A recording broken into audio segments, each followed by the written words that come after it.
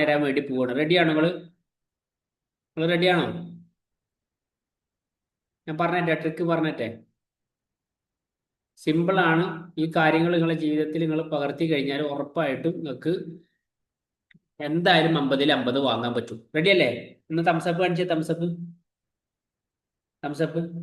Very good, super. നിങ്ങൾക്ക് സംസാരിക്കാൻ പറ്റില്ല, അപ്പൊ കുറച്ച് കഴിഞ്ഞിട്ട് സംസാരിക്കാം. ഒന്ന്, നിങ്ങൾ 4 പുസ്തകമുള്ള ആൾക്കാരാണ് 2ാം ക്ലാസ്സിൽ, 6 പുസ്തകമുള്ള ആൾക്കാരാണ് 3ാം ക്ലാസ്സിൽ. അപ്പോൾ എല്ലാ ഒറ്റ ദിവസം കൊണ്ട് എല്ലാ പുസ്തകവും വായിച്ചെടുക്കാൻ പറ്റുമോ? അല്ലെങ്കിൽ പഠിക്കാൻ പറ്റുമോ? ഒരിക്കലും പറ്റൂല. അപ്പോൾ എന്ത് ചെയ്യണം?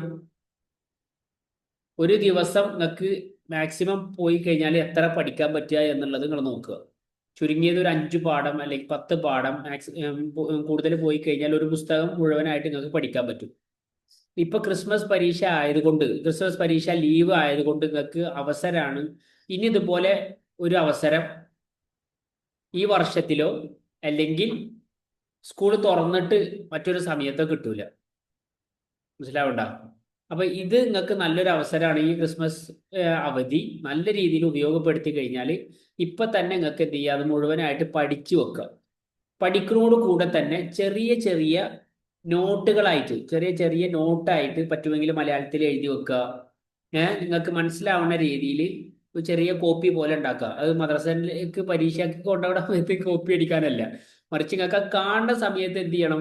നിങ്ങൾക്ക് ഓർമ്മ വരണം. അത് ഇന്ന കാര്യമാണല്ലോ പുസ്തകത്തിൽ പറഞ്ഞത്. ഇതിൻ്റെയൊക്കെ ഈ പരീക്ഷാ പാഠങ്ങളുടെ എല്ലാത്തിൻ്റെയും വീഡിയോ ഞാൻ ഉണ്ടാക്കിയിട്ടുണ്ട്. ഉദാഹരണം, ഫിഖിഹിന്റെ പുസ്തകത്തിലുള്ള എല്ലാ കാര്യങ്ങളും 2ാം ക്ലാസ്സിലെയും 3ാം ക്ലാസ്സിലെയും ഓൾറെഡി ഞാൻ അയച്ച് നിങ്ങൾ പല ആൾക്കാരും കണ്ടതാണ്.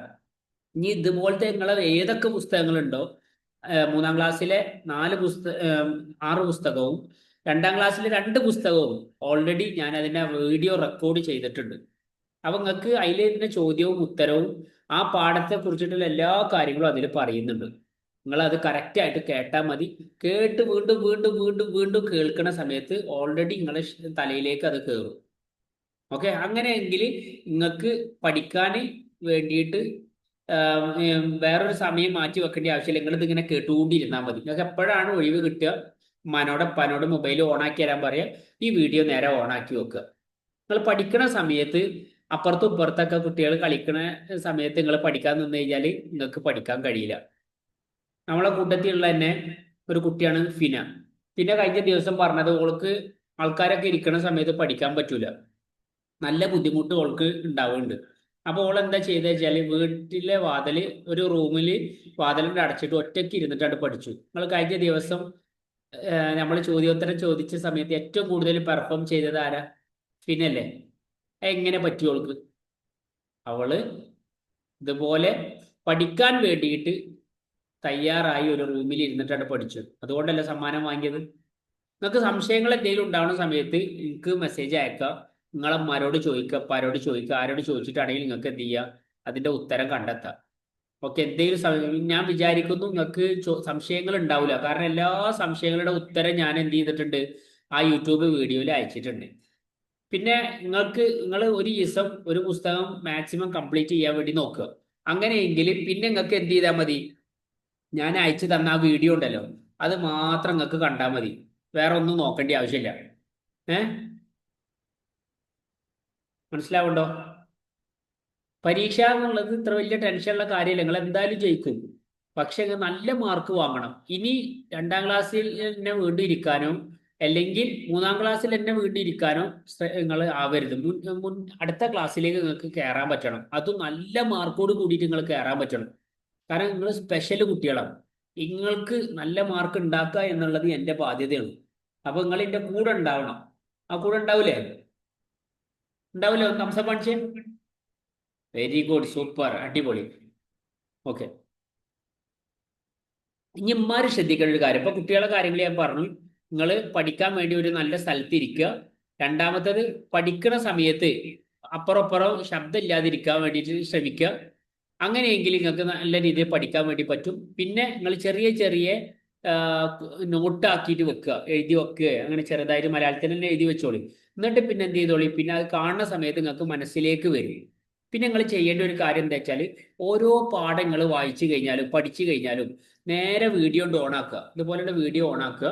എന്നിട്ട് നേരെ ഓൺ ആക്കിയിട്ട് ഉസ്താദെ നിസ്കാരം എന്നുള്ള പാഠം ഞാൻ വായിച്ചു, അതിൽ എനിക്ക് മനസ്സിലായ കാര്യം ഇതാണ്, അതിൽ നിസ്കാരത്തിന്റെ ഷർത്തുകൾ പറഞ്ഞു ഉസ്താദെ അത് ഇതാണ്, നിസ്കാരത്തിന്റെ ഫർദുകൾ പറഞ്ഞു ഉസ്താദെ അത് ഇതാണ്. അപ്പൊ നിങ്ങൾക്ക് തെറ്റിക്കോട്ടെ, ഒരു കുഴപ്പമില്ല. നിങ്ങൾ ഗ്രൂപ്പിൽ അങ്ങനെ ഓരോ പാഠങ്ങൾ വായിച്ചിട്ട് അതിലേക്ക് ഇടുകയാണെന്നുണ്ടെങ്കിൽ ഉണ്ടല്ലോ എനിക്ക് മനസ്സിലാക്കാൻ പറ്റും നിങ്ങൾ ഏതാണ് പഠിച്ചത് എന്നുള്ളത്. ഇനി ഇമ്മാര് ശ്രദ്ധിക്കേണ്ട കാര്യം എന്താ വെച്ച് കഴിഞ്ഞാൽ ഇപ്പോ നിങ്ങൾ റെഡിയായി, നിങ്ങൾക്ക് പഠിക്കണം എന്ന് ആഗ്രഹമുണ്ട്, നിങ്ങൾ പഠിച്ചു കഴിഞ്ഞാൽ നിങ്ങൾക്ക് എന്താണ് കിട്ടുക എന്ന് നിങ്ങൾക്ക് അറിയാം. നല്ല മാർക്ക് കിട്ടും, സമ്മാനം കിട്ടും, പുസ്തകന്മാരൊക്കെ നല്ല അംഗീകാരം കിട്ടും, എപ്പോഴും നിങ്ങളെ ഇഷ്ടപ്പെടുന്ന ആൾക്കാരായി മാറും. ഓക്കെ. എന്നാൽ രക്ഷിതാക്കളായിട്ടുള്ള ആൾക്കാർ ശ്രദ്ധിക്കേണ്ടത് എന്താ വെച്ചാൽ ഈ മക്കൾക്ക് വേണ്ടി പഠിക്കാനുള്ള സാഹചര്യങ്ങൾ ഒരുക്കണം.